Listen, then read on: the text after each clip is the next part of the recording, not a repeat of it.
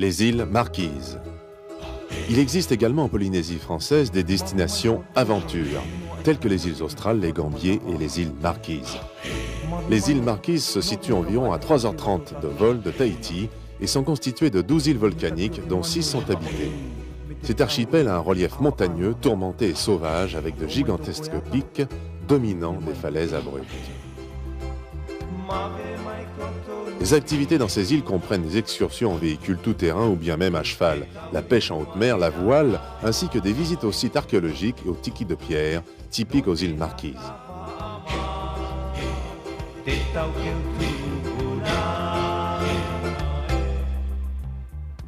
Le peuple marquisien dispose d'une grande richesse culturelle et artistique, comme le prouvent ces objets d'art uniques au monde. Vous pouvez également visiter ces îles en effectuant des croisières maritimes.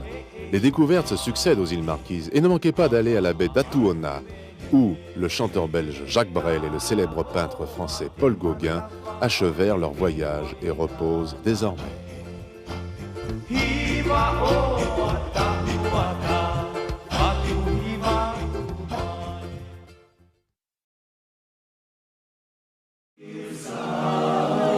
Je viens de loin, mais je me sens comme chez moi. Et c'était pas comme ça au début. Je suis partie de Roumanie, seule, avec mes 25 kilos de bagages. Et je savais pas qu'est-ce que je vais trouver en France. J'ai fait la route jusqu'à Boulogne-sur-Mer. C'était là que j'ai passé mes premiers 6 mois en France, en tant qu'étudiante Erasmus. Mais c'est toute une histoire. À mon avis, l'Erasmus, c'est une chose qu'il faut faire. Déjà, il faut avoir la force et le courage de le faire. C'est un défi.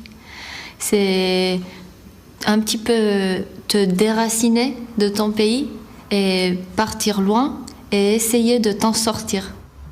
Ma stratégie, c'était de rencontrer des gens, de parler avec, d'occuper mon temps, d'avoir plusieurs activités, de vivre tout comme les Français. Tu savais que le programme Erasmus était un programme européen avant de le faire ? À la base, je savais juste que c'est un programme de mobilité entre les pays de l'Europe, mais je ne savais pas tout à fait. Et je vois Erasmus comme un projet de l'Union européenne pour relier tous les jeunes de tous les pays d'Europe, de les faire vivre dans d'autres cultures au milieu des gens. Donc je trouve que c'est un super truc.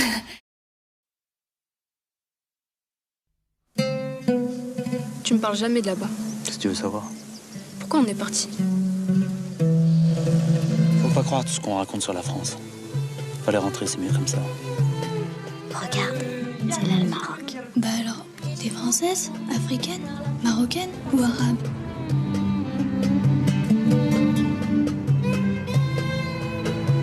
Ta place est ici dans la maison avec ta sœur et moi. Et qui va aider papa? Toi peut-être?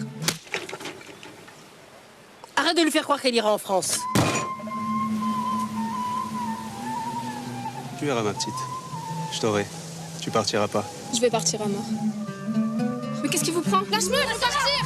Reste là! Attends-moi! Papa! C'est le passeport de Sofia. Donne-moi ça. Mais ta vie sera comme la mienne, qu'est-ce que tu crois? Tu vas te marier avec Amar, tu feras des enfants. Ta gueule! C'est ça qui te dérange, hein?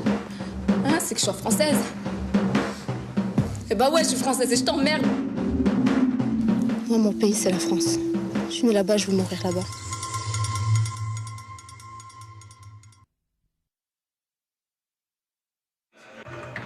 Une adresse email, un code, et une semaine plus tard, Ariane Chassaigne peut s'offrir de chez elle une grande marque à prix réduit, à condition d'être rapide. Là, la vente commençait à 8h du matin et déjà, il y a déjà la plupart des choses qui sont épuisées. Les choses intéressantes en tout cas.